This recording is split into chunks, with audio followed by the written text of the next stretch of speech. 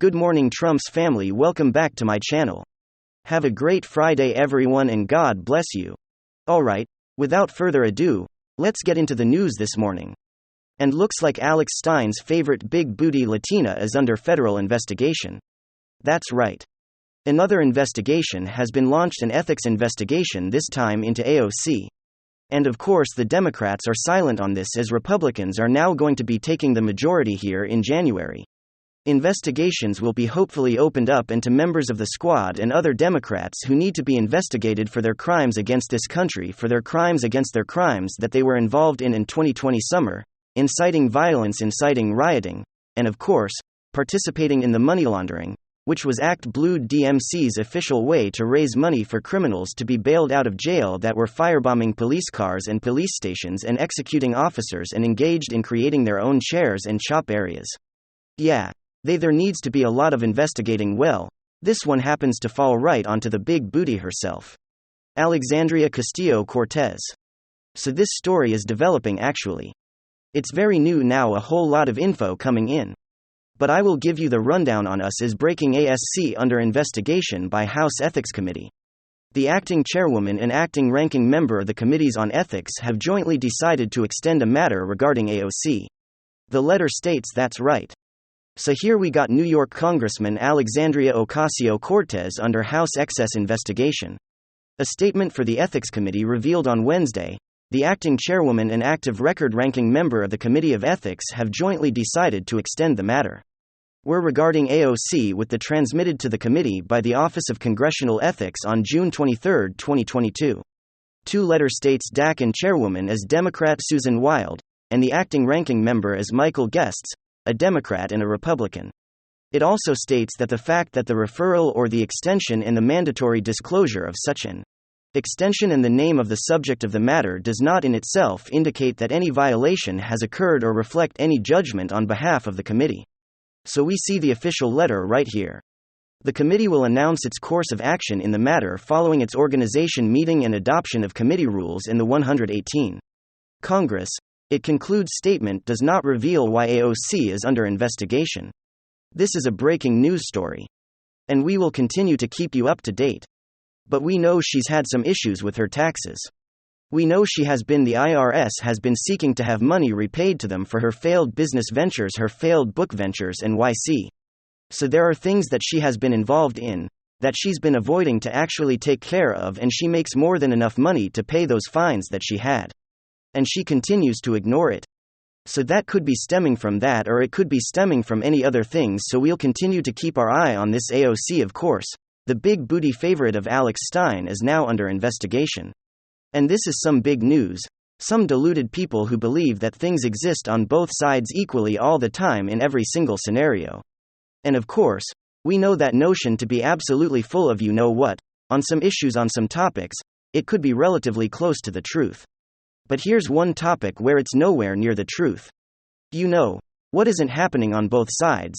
Public officials fleeing their political party that seems to only be happening on one side. It seems to be a one-sided phenomenon.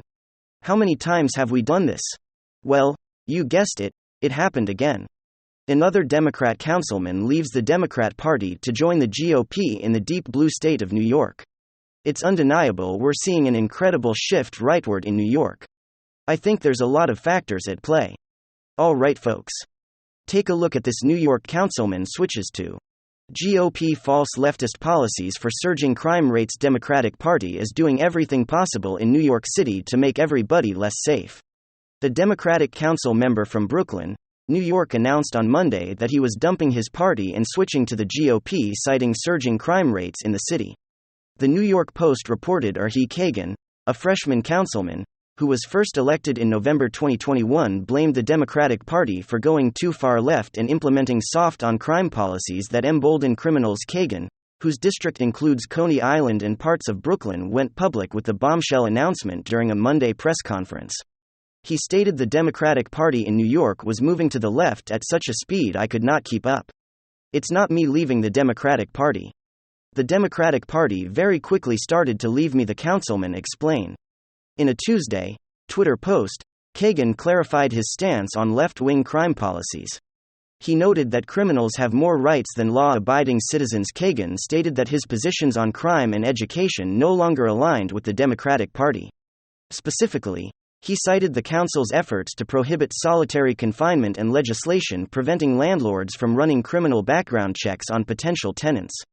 The AM New York Metro reported, "I believe, right now the Democratic Party is doing everything possible in New York City to make everybody less safe," said Kagan. The councilman pointed blame at the party's controversial criminal justice reform passed in 2021.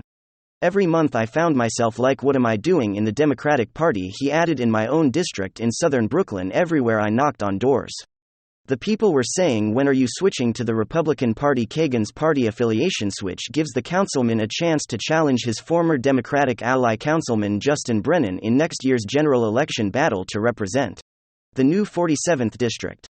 According to Kagan, Brandon sent a text message to residents in the 47th district stating that Kagan turned his back on them. "Your councilman Eric Kagan just sold you out. I never thought he would sell his soul and become a Republican," Brandon told the AM New York Metro. "Look, we all make our decisions in life. He thinks this is the best decision for him. But it's perplexing because he could just run against me in a primary. He doesn't have to become a Republican. I mean, that's a real commitment." Well, firstly, I find that quite rich. The Democrat in New York is claiming that already Kagan turned his back on voters coming from these New York Democrats who have absolutely abandoned New York voters. And even worse, they've abandoned law-abiding New York citizens, law-abiding New York voters for criminals. I mean, talk about priorities, talk about commitment.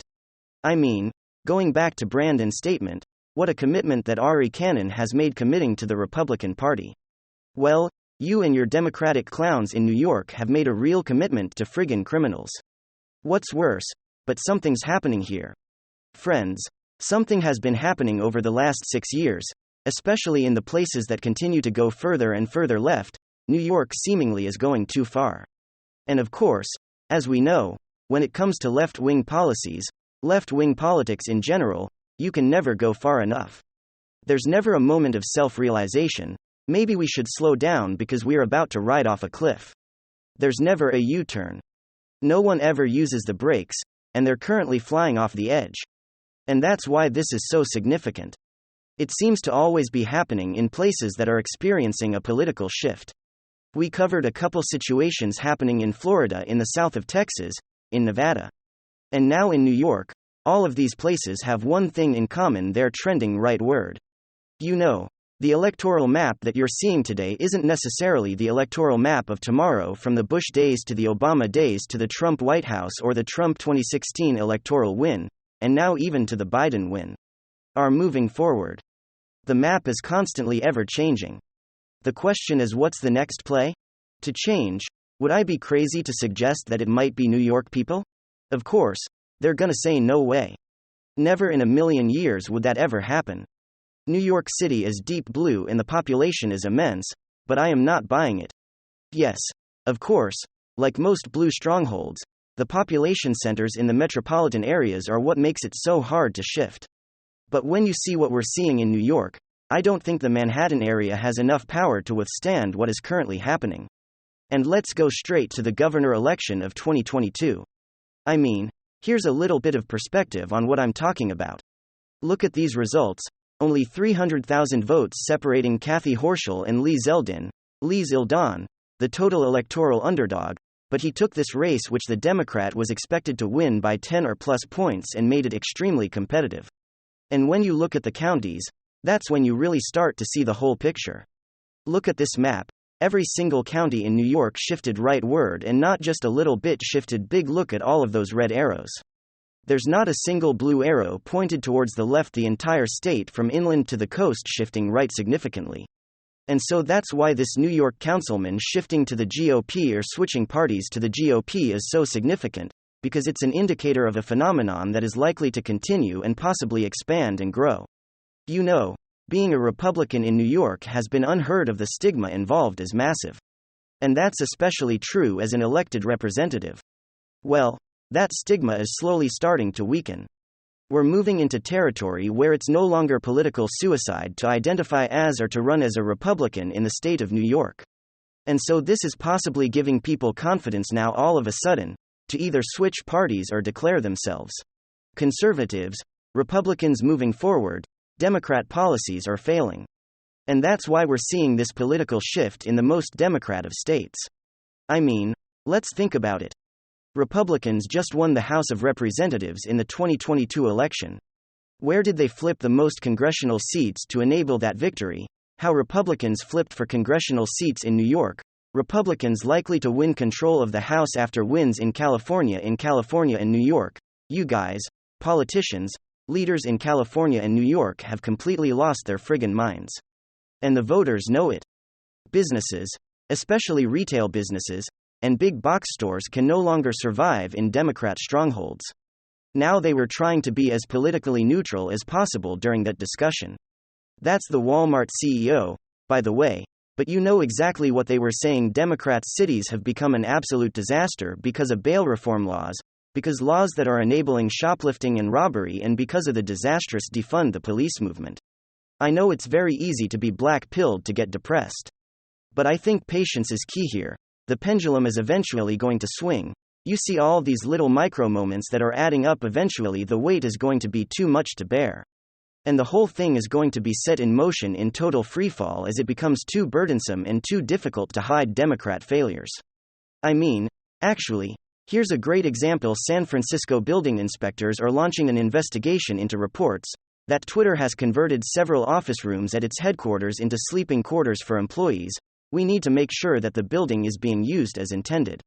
San Francisco is more focused on harassing Elon Musk and Twitter, because they're setting up sleeping quarters for people who are working overtime. Meanwhile, well, this kind of stuff exists and people are paying attention more and more people are waking up. And I'm really starting to think that we're going to start seeing significant political shifts in some of the most unlikely of places. All the GOP really has to start doing first off is playing the game just as Democrats. Do you guys know what I mean? Start actually developing a coherent message targeting the top issues that are actually affecting voters, not being absolute suckers falling for every single Democrat play and Democrat narrative. Stick to the issues. There's a reason why the Ron DeSantis and Lee Zeldin campaigns were so successful. There's a reason why Donald Trump's 2016 Imran was so successful, and it's time to start taking notes. There is no excuse for the GOP to be underperforming. The environment favors Republicans. You just got to be able to grasp that opportunity. Thank you very much. WWG1WGA.